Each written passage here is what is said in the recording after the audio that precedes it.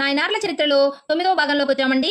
శివచిహ్నమైన విభూతి భస్మం పట్ల అపారమైన భక్తితో శత్రువు నుదుటన ఉన్న విభూతిని చూసి తన ప్రాణాలనే అర్పించిన మహాత్యాగి ఏనాది నాద నాయనార్ చరిత్ర.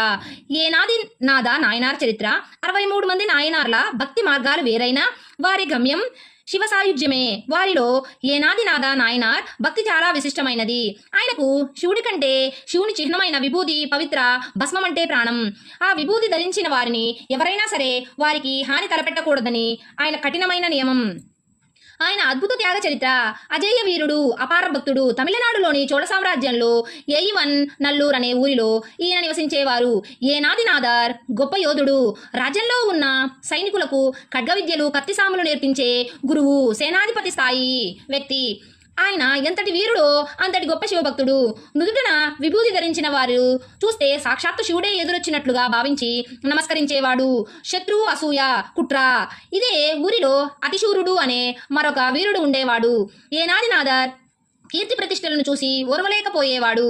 అనేక సార్లు ఆయనతో యుద్ధానికి దిగి ఓడిపోయాడు. ధర్మయుద్ధంలో ఎదిరించలేక గెలవలేమని తెలుసుకున్న ఆ అతిశూరుడు ఆయన భక్తిని బలహీనతగా మార్చుకోవాలని ఒక నీచమైన కుట్ర పన్నాడు. విభూతి ధరించి కపటదారి ఒకరోజు ఉదయాన్నే అతిశూరుడు యుద్ధానికి రమ్మనని ఏనాది నాదర్ను సవాలు చేశాడు. అయితే ఈసారి అతిశూరుడు ఒక పథకం ప్రకారం తన నుదుటిపై విభూతి దట్టంగా పూసుకొనున్నాడు. కానీ అది ఎదుటివారికి కనిపించకుండా తన చేతిలోని డాలును అడ్డు పెట్టుకున్నాడు. ఏనాది నాదర్ యుద్ధానికి సిద్ధమయ్యాడు. ఇద్దరి మధ్య భీకరమైన కత్తి యుద్ధం జరిగింది. ఏనాది నాదర్ దాటికి అతిశూరుడు తట్టుకోలేకపోయాడు. ఓడిపోయి క్షణం రాగానే తన పథకం అమలు చేశాడు. ప్రాణం కంటే భక్తి మిన్న అతిశూరుడు తన ముఖాన్ని అడ్డుగా ఉన్న ఢాలును పక్కకు తప్పించాడు. అప్పుడు అతని నుదిటిపై ఉన్న పవిత్రమైన విభూతి రేఖలను ఏనాది నాదర్ను కనిపించాయి. అంతే, ఆ విభూతిని చూడగానే ఏనాది నాదర్ చేతిలోని కత్తి ఆగిపోయింది. శివ శివ, ఇతను శివభక్తుడా, విభూతి ధరించిన వారిని నేను చంపకూడదు అని భావించి యుద్ధం ఆపేశాడు.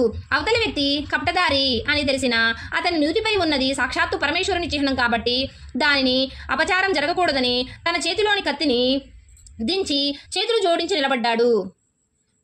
నిరాయుధుడైన చపటం యుద్ధం నియమం కాదు కనుక తన చేతిలో ఉన్న కత్తి వేయకుండా అతనిలో శివుణ్ణి దర్శిస్తూ నమస్కారం చేస్తూ నిలబడిపోయాడు. అంటే అతడికి లొంగిపోయాడు.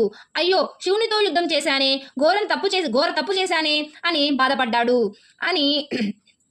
అని తపన పడ్డాడు. అదే అదునుగా భావించిన ఆ దుర్మార్గుడు అతిశూరుడు ఏనాది నాదర్ను నిర్దాక్షిణ్యంగా చంపేశాడు. కైలాస ప్రాప్తి. తన ప్రాణం పోతున్నా సరే శివచిహ్నమైన విభూతికి